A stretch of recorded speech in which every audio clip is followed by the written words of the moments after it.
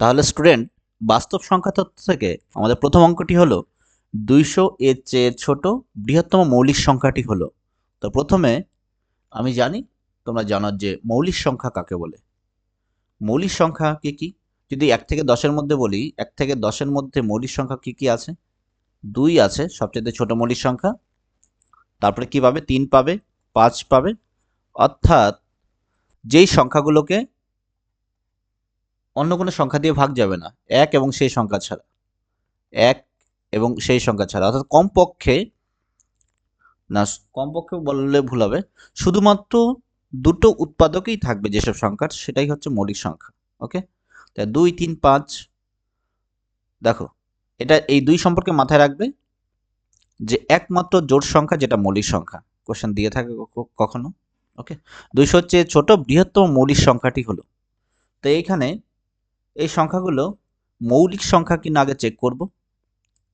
তো মৌলিক সংখ্যা কিনা চেক করব, তবে তার মধ্যে যেটা বড় হবে সেটাই আনসার হবে আমাদের। তো মৌলিক সংখ্যা চেক করার উপায় কি? তো এখানে কতর কথা বলছে? কথা বলেছে 200-র কথা বলছে। 200-র কথা বলছে। তো আমরা কি করব?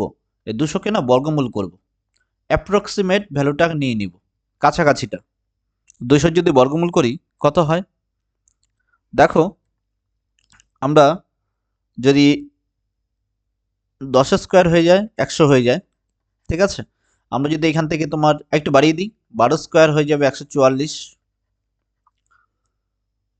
একটু বাড়িয়ে দিই, 15 স্কোয়ার করি, 15 স্কোয়ার করে 225 হলো। তার আগে কত আছে? 14 আছে। 14 স্কোয়ার কত হয়? 196 হয়। 14 স্কোয়ার হয় 196, তো মোটামুটি কাছাকাছি এটা। তারপর 15 আছে, 225 বেশি হয়ে যাবে। আমরা হচ্ছে 15 পর্যন্তই ধরলাম, 15 পর্যন্ত। তো 15-র নিচে যেই সংখ্যাগুলো আছে কি কি? 14, 13,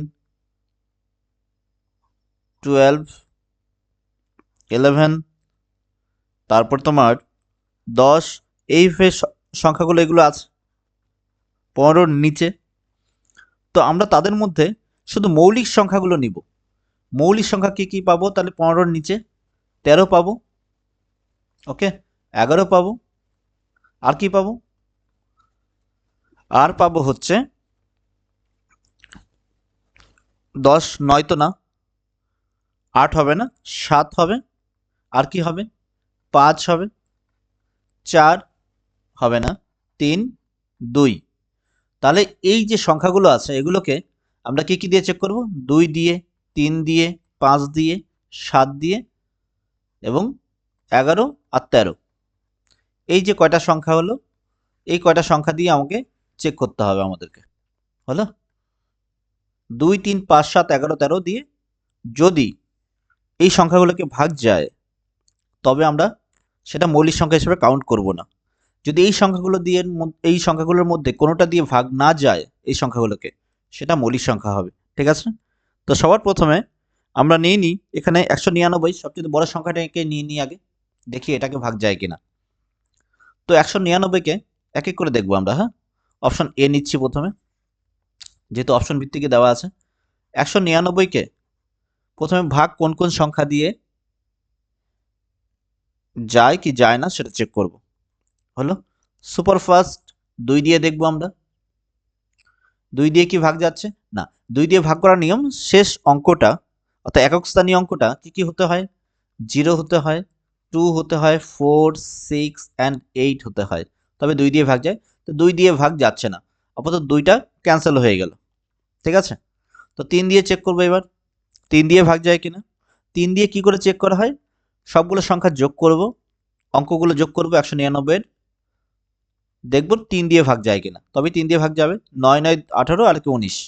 তো 19-কে তো 3 দিয়ে ভাগ যায় না, যায় কি না, তবে 3 দিয়েও 199-কে ভাগ যাবে না। তারপরে 5 দিয়ে, 5 দিয়ে কি করে চেক করতে হয়? 0 অ্যান্ড 5 দিয়ে, শেষ অঙ্কটা অর্থাৎ একক স্থানীয় অঙ্ক যদি 0 আর 5 থাকে, তবে তোমার হচ্ছে 5 দিয়ে ভাগ করতে পারবো আমরা। এখানে কত আছে? 9 আছে, তো আমরা 5 দিয়ে ভাগ করতে পারবো না এটা। 5ও ক্যান্সেল হয়ে গেল।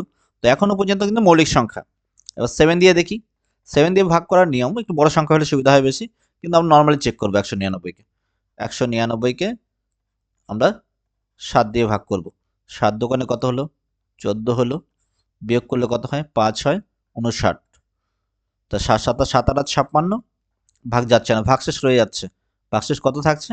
3 থাকছে। তো এখানে 7 দিয়েও ভাগ যাবে না। ওকে, তো 7 দিয়ে হলো না। এবার 11 দিয়ে দেখি। 11 দিয়ে চেক করতে হয় কি করে? 11 দিয়ে চেক করার জন্য রুলস হচ্ছে 199। আমরা ডিভাইজিবিলিটি চ্যাপ্টারে গিয়ে দেখতে পাবে এগুলো, হ্যাঁ, ওখানে শিখবো। দেখো, একটা গ্যাপ দিয়ে দিয়ে দেখো, 9 এর কে কত হয়? 10 হয়। 10 কে 9 দিয়ে বিয়োগ করে দাও, গ্যাপিংটা কত? 1 হয়। 1 কে কি 11 দিয়ে ভাগ যাবে? না, তাহলে 11 দিয়েও ভাগ যাবে না। 13 দিয়ে দেখি, 13 দিয়ে ভাগ যাচ্ছে কিনা। 199-কে ঠিক এভাবে চেক করে নিই, সুবিধা হবে বেশি। 13 কে 13 বিয়োগ করো। নর্মালি তুমি তোমার নিয়মে ভাগ করবে, আমি আমার মতো করে দেখাচ্ছি, কিন্তু প্রসেস এটাই। 6, এটা ছোট সংখ্যা যেহেতু, দেখো কত হলো? 6 হলো। 9 নিয়ে নাও, কেটে নাও। 13 দিয়ে 3 তেরো 39, 4 তেরো 52, 5 তেরো 65, 5 তেরো 65 হলো 65। তো দেখো এখানে কি হচ্ছে? ভাগ কিন্তু গেল না, ভাগশেষ থেকে যাচ্ছে 4। তো 13 দিয়েও কিন্তু ভাগ গেল না। তো 2 দিয়ে গেল না, 3 দিয়েও গেল না, 5 দিয়েও গেল না, 7 দিয়েও গেল না, 11 13 কোনো সংখ্যা দিয়ে ভাগ গেল না 199-কে।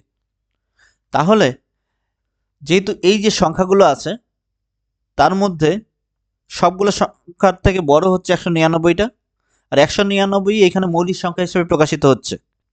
তাহলে 200-র চেয়ে ছোট বৃহত্তম মৌলিক সংখ্যা কি হবে এখানে? 199। তাহলে আরো অন্য কোনো সংখ্যা চেক করার প্রয়োজন নেই।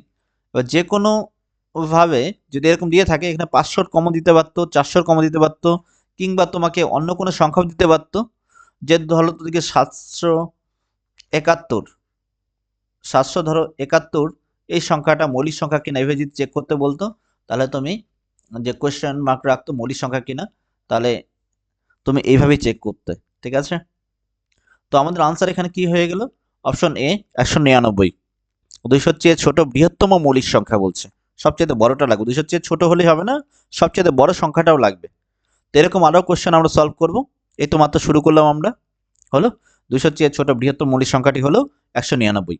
আমরা কি করলাম তাহলে আবার বলছি এখানে। সবার প্রথমে আমরা দেখব যে সংখ্যাটা 200-র কথা বলছে এখানে। 200-র আমরা অ্যাপ্রক্সিমেট স্কোয়ার রুট ভ্যালুটা নিয়ে নিব। কত হবে? মোটামুটি ধরলাম 15। তো 15 থেকে কম, 15 থেকে কম মৌলিক সংখ্যাগুলো নিব। কি কি? 13, 11, তারপর হচ্ছে তোমার 7 গেল, 5 গেল, 3 গেল, 2 গেল।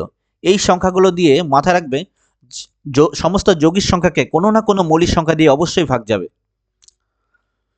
তো এইখানে সমস্ত যৌগিক সংখ্যাকে কোনো না কোনো মৌলিক সংখ্যা দিয়ে অবশ্যই ভাগ যাবে। আর মৌলিক সংখ্যা কি? যেসব সংখ্যার কমপক্ষে, আবার বললাম, ভুল বলছি, যেসব সংখ্যার শুধুমাত্র দুটি উৎপাদক থাকবে সেটাই মৌলিক সংখ্যা। ওকে, আমরা নেক্সট কোশ্চেন করব আবার। চলো পরের ভিডিওতে এই কোশ্চেনটি আমরা সলভ করব।